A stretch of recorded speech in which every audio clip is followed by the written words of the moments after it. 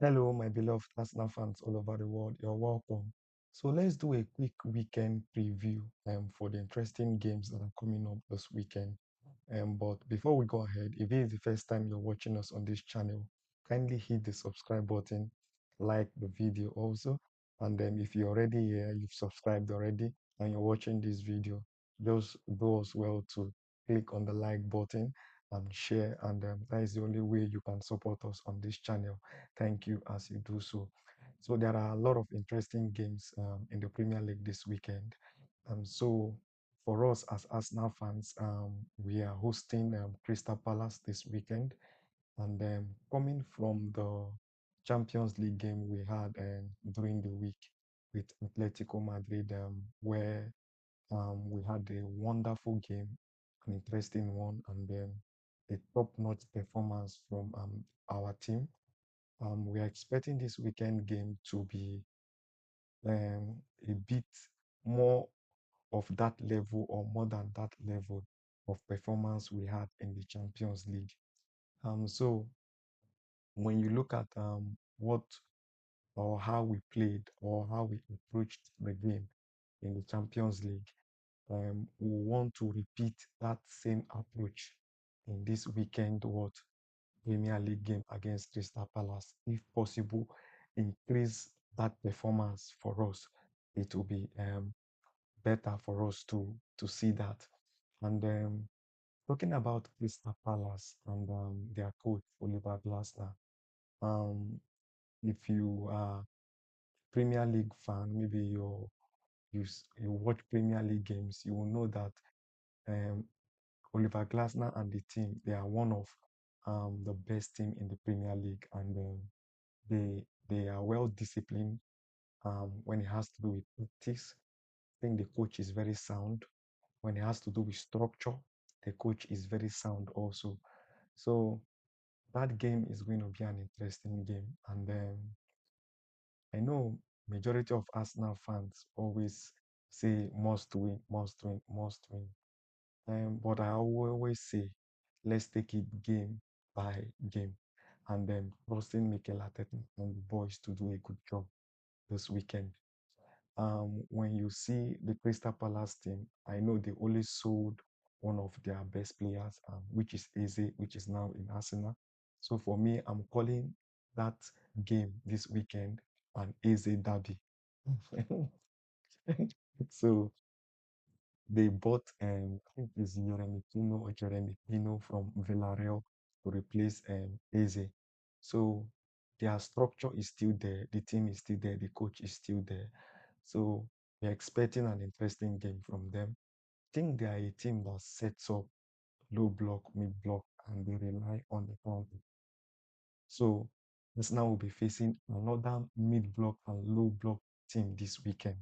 So that one is expected. It's not something that will now say because of Arsenal they changed their style of play. This is Crystal Palace. That's how they play. They set up low and mid block and they hit you on the counter. So what are my expectations? For me, I'm expecting Arsenal to win the game. Even though I know the game will be a bit difficult, I think we're having an advantage that we are playing at the Emirates Stadium. So when one wants to talk about the lineup, I'm not expecting much changes. The only changes I'm expecting, which I will not be surprised if um, Mikel Arteta does it, because we all know it's bringing back Palafiori and Leandro Trossard into the lineup. Others will remain the same, just Lewis Kelly for Palafiori and Martinelli for Leandro Trossard. That's what I'm expecting will happen. But if he retains the lineup in the Champions League against Atletico Madrid in this weekend game, it's still fine for me. Because what I've noticed now is because of the depth in squad we have and the competition we now have in every position, every player that they put in gives us the same level of performance that we require in every position.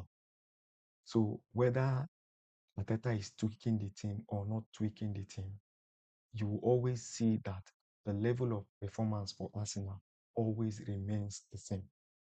So I'm not worried about the lineup. So that is what I think about the lineup. I don't know what you think. You can leave that in the comment section. All I'm saying is that Teta is bringing back Alafiore as the left back, and at the left wing is bringing back Leandro Trossard. And that's what I'm saying in the lineup. Everyone remains in their position and in the same place. So for me, we don't normally do um, scores in this preview. We normally do, we give percentage of win to the teams. So for me, I'm leaving it at a 60-40, being that we know Crystal Palace is good. But however, we've been having a win in our previous games against them. So we've been winning them in the league, home and away. So it's not something that we've not been winning them. I'm only just saying this because we know how they play and how they set up. Remember, they defeated Liverpool this season twice, one in the Community Shield and one in the first league um, um, um, game they've played this season. So, and they are not doing bad this season. I think they are in eighth position in the table. So I'll be leaving it at 60-40. So 60% chance for Arsenal to win and 40% chance for what Crystal Palace to win. Because winning a game in the Premier League is very difficult. But considering our form and considering the level of performance the boys have been giving to us game by game and they are improving on that performance, we are expecting another improvement today in their performance this weekend. Okay, so I don't know what your thoughts will be on the game and your prediction for the percentage of win. You can leave that in comment section. Okay, so there are other games. So let's just rush and look at other games we have in the Premier League. I think we have this weekend we have Chelsea playing Sunderland. Sunderland is a good team and they are in form. Xhaka, the coach, is very good. I think this month, I think they had like the coach as nominated for manager of the month, and they also had two of their players, their goalkeeper and Granit Xhaka for player of the month, if I'm not mistaken. So Chelsea, even though they have a bit of injury crisis and Cole Palmer is not in the team, they've been playing well and they've been having some good games in the Premier League, winning and in the Champions League. So I'm expecting a tight game in this. For this game, let me not be biased. I'm leaving it at a 50-50. Yes, I know why I'm leaving it at 50-50. Sunderland is a good side. Yes, but I think Chelsea may have the upper hand because Chelsea is at home. But I'm leaving the game at a 50-50 chances for both sides to win. So the next one we're having is Man U Brighton. That one is a tackle. So let's see what Man U will be able to do if they can put up a good performance this weekend against Brighton. Brighton is a good side. I think they defeated Newcastle this weekend that just passed. So let's see if Man U can continue their winning streak after defeating Liverpool last weekend. So for this game, I'm also leaving it at a 50-50. I'm telling you, it's not easy to win a Premier League game now. So that match, I'm leaving it at a 50-50. So we have Brentford and Liverpool. So Liverpool is traveling to Brentford, and Brentford is also a good team. Yes, also a good team. I think they brought in some good players also, even their coach who left, Thomas Frank. I think they replaced him with a manager who is with the team right from time. So I've been saying this in my previous reviews we've been doing. So this one, coming from the win they've gotten in the Champions League against, I think, is it Eintracht Frankfurt or who did they play? Yeah, I think Eintracht Frankfurt. Yeah, if I'm not mistaken, you can correct me in the comment section. I think they've got the confidence for that to win, but irrespective of that, you can see their hypocrisy. There's an adage they always say When you want to kill a dog, you give it a bad name. They've been bashing us for set pieces, scoring goals with set pieces. They are Jamie Carragher and their likes, the Tottenham ex-player Jamie O'Hara, right?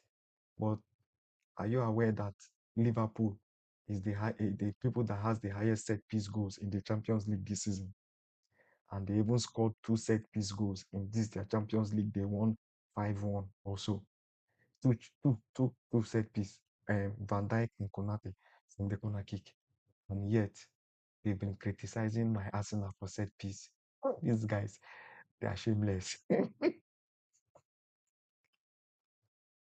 So let's see what they'll be able to do against Brentford this weekend. This one will be an interesting game.